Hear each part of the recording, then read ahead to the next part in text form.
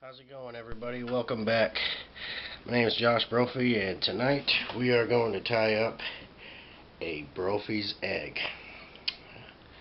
To start off, we are going to grab a size 16 dry fly hook. We're going to debarb this sucker like I do with all my hooks, and we're ready to begin. To start off, I'm going to grab this bronze colored thread, and I like using it. You can also use a light yellow colored thread if you really want to.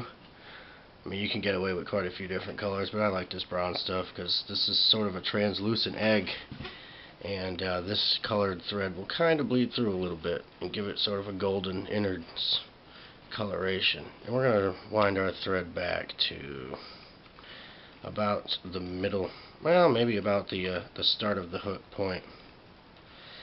Okay, yeah, that's probably about where the hook point starts, down beneath. We'll clip our thread off. Next, we're going to grab some glow bug yarn, some UV glow bug and Oregon cheese. And you see most of these eggs they tie, they got, I mean, these are the fat ropes. They come in, they stick a big fat clump over here and a big fat clump there and a big fat clump here, and they mix it all up and come up with some egg that they got to pull everything up and snip it off, and they end up throwing away more than they actually put on the fly itself. With this technique, you can basically make one of these bags of egg yarn last you a lifetime. All we're going to do, let's say we got our big fat clump here, we're going to strip off just a little bit of it. Just a small amount of it. That you can basically, I mean, you can pretty much see through this egg yarn at this point. That's how light it is. And this is a translucent egg, and it's extremely effective. So we're going to get about 2 inches worth of it. Give ourselves a little bit of room to work with. And this right here, this is all you need. You don't need all them big fat clumps of this, that, and the other thing. You got it all right here. So we're going to go right ahead and pinch wrap right in here at the back. We'll get it all in there right on top. We take 3 wraps on it. Take 3 wraps going up from there, and then we're going to grab this material, and if you pinch it and push it back, it plumes out like this. Makes these little plumes. Now the first plume we're going to make is going to be quite a small one. We don't want it to be very big. This is like we're building a taper to our egg, essentially. So we're just going to get one small little plume like that, and we grab our plume and take 2 more wraps through it. So we got 3 wraps on there. Pull this back, make 3 wraps going up. Now our next plume, we're going to make it about 2 or 3 times bigger than that first plume, like so. So we grab that plume, put 3 wraps on there, make 3 wraps going up. Like at this point, you could have taken, say, some Alaskan roe colored yarn and put it in like you would spinner wings with twinkle organza or something like that, and done some figure 8 wraps if you wanted to have an eyed egg. That's fine, you can do that. You don't have to. I've caught plenty of fish, big fish, without having an eye on the egg, but there you go. You know, it's an option of yours should you choose to do it. It fits right in between the next plume you're going to stick in there. You know, some guys like it, and you know, you pays your money and you takes your chances. So we put on another plume that's just the same size as that plume we just made.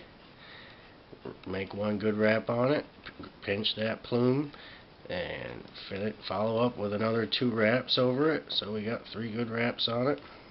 Pull it back, make 3 wraps going up, and then we're going to make a small plume just the same size as that little one that we had right at the beginning, if we can help it. You get your small plume there, take 3 wraps on that, pull this all back here, and take about 3 wraps here at the eye. Now I'm going to whip finish, well, I'll throw a 1/2 inch in so that I can sort of clean this up. Now before I go cutting anything, what you're going to do is take your fingernails and pinch right on the ends, sort of, and push it all together, smash it all together, right at dead center in the middle. We're just compressing the materials here.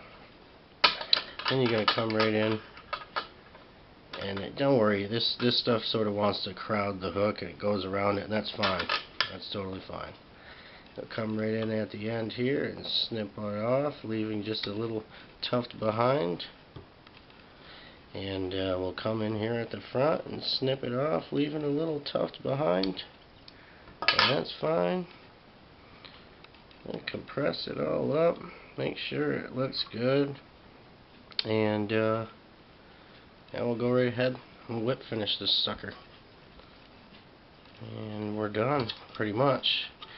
Well, no, we're not done. There's one last final step you can take to make this fly look even better. Lest I get ahead of myself, right? Okay, we're going to snip our thread off. Now the last step we're going to take here is we'll flip this fly upside down on our vise and pull all the fibers down and out of the way. And we got everything where we want it. We'll go right ahead, grab a little Sally Hansen's Hard as Nails and put just a small drop right up at the eye of the fly, so we lock in our thread locks, our thread wraps, and then take that and sort of smear it right down into the middle where all our thread wraps are exposed down there in the middle. And then what we do is we take all this material and push it up along the bottom of the hook, and we allow it to sort of force it into a ball type shape down here. And you can pinch it like this and wait for it to dry or whatever. I usually just sort of crowd the thread with this material, and basically, you know, you're done. You got yourself a little egg. Trout eggs are usually about 6 to 7 millimeters in size, and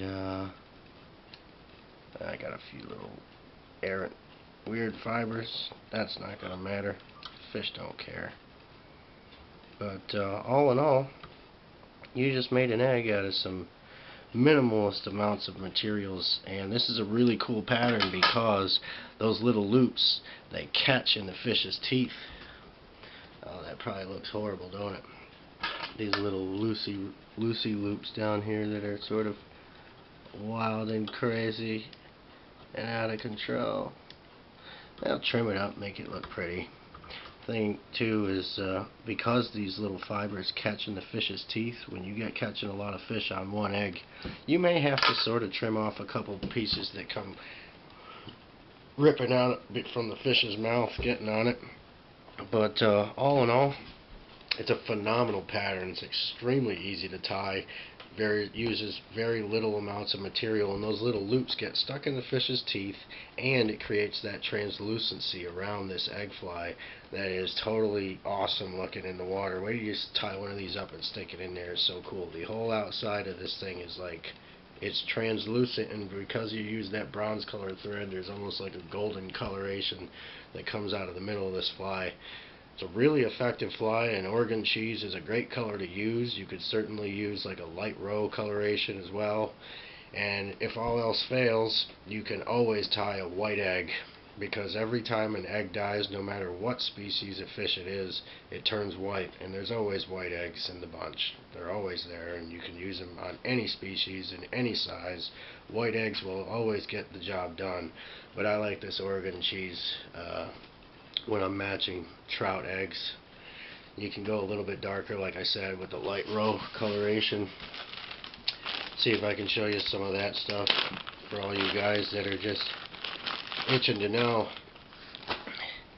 what to use. Now this seems like a really bright color if you've ever seen trout eggs, but when you tie it up this way, when you tie up some light roe, this really ultraviolet orange stuff, the way I just tied it, I mean, you get yourself a small strip like this, and you make those little plumes.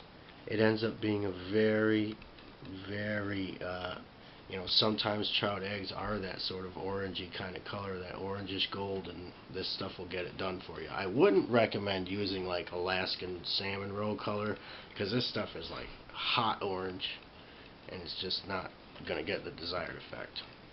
Alright, Joshua Brophy, signing off.